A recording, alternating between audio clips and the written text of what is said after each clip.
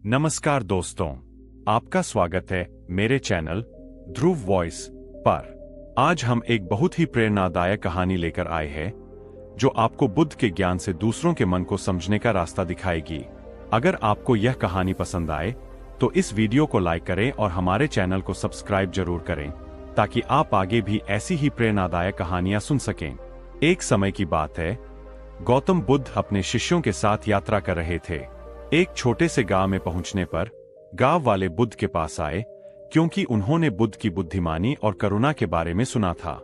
गांव वालों में से एक धनी और घमंडी व्यापारी भी था जिसे अपनी बुद्धि और दूसरों के मन को समझने की क्षमता पर बहुत घमंड था। वह अक्सर खुद को दूसरों से बेहतर समझता था, लेकिन भीतर ही भीतर वह अकेलापन महसूस करता था क्योंकि लोग उससे दूर रहते थे। एक दिन वह व्यापारी बुद्ध के पास गया और उन्हें चुनौती देते हुए कहा, हे बुद्ध, आप दूसरों की समझ और करुणा के बारे में बात करते हैं, लेकिन क्या वास्तव में किसी और के मन को समझा जा सकता है? क्या कोई व्यक्ति सच में जान सकता है कि दूसरा क्या सोच रहा है? बुद्ध ने अपनी शांत मुस्कान के साथ व्यापारी की ओर देखा और कहा, किसी के मन को समझना उस गहरे समुद्र की गहराई को समझने के समान है। आप केवल किनारे पर खड़े होकर समुद्र की गहराई नहीं जान सकते। किसी और के मन को समझने के लिए आपको पहले अपने मन को समझना होगा। व्यापारी, जो पहले से ही खुद को जानने का दावा करता था, ने पूछा, लेकिन मैं तो पहले से ही खुद को जानता हूं, और क्या समझना बाकी है? बुद्ध ने उत्तर दिया, आप कहते हैं कि आप खुद को जानते हैं, लेकिन आपका मन अहंकार और निर्णयों से भरा हुआ है। जब आपका मन खुद ही घमंड से घिरा हुआ है, तो आप दूसरों के मन को कैसे समझ सकते हैं?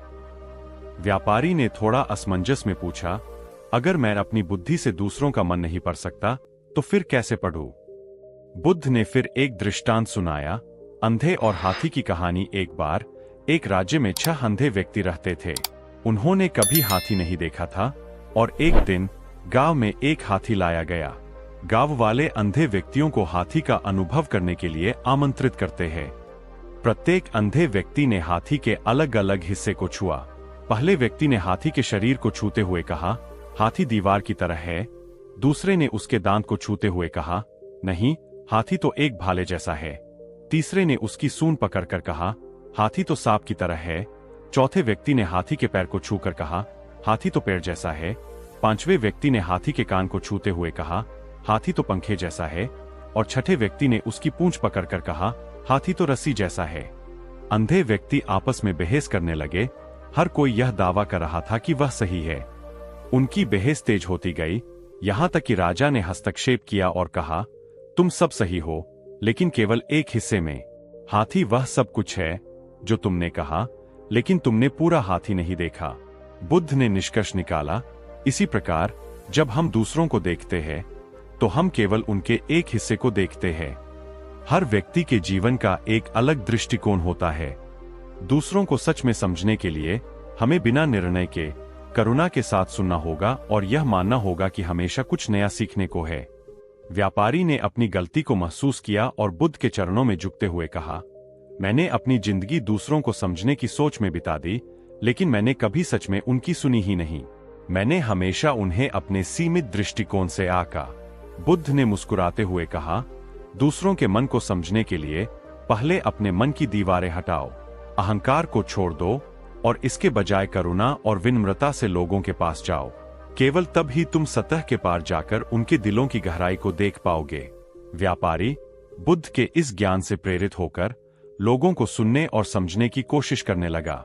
धीरे धीरे उसने देखा कि जो लोग पहले उससे दूर रहते थे, वे अब उसके पास आने लगे। वह अब दूसरों का मन पढ़ने की कोशिश नहीं करता था, बल्कि करुणा से सुनने लगा। दूसरों को समझना बुद्धि या निर्णय का विषय नहीं है। यह सहानुभूति, करुणा और सच्चे मन से जुड़ने की इच्छा का सवाल है। जैसे अंधे व्यक्ति केवल हाथी का एक हिस्सा देख सके, वैसे ही हम भी केवल किसी के जीवन का एक हिस्सा देख पाते हैं। दूसरों को सच में समझने के लिए हमें पहले अपने भीतर देखना चाहिए, अपने पूर्वाग्रहों को दूर करना चाहिए और खुले दिल से लोगों के पास जाना चाहिए। अगर आपको यह कहानी पसंद आई हो तो कृपया इस वीडियो को लाइक करें और हमारे चैनल ध्रुव वॉइस को सब्सक्राइब करना न भूलें। आपका समर्थन हमें ऐसी ही और प्रेरणादायक कहानियां बनाने के लिए प्रोत्साहित करता है। धन्यवाद।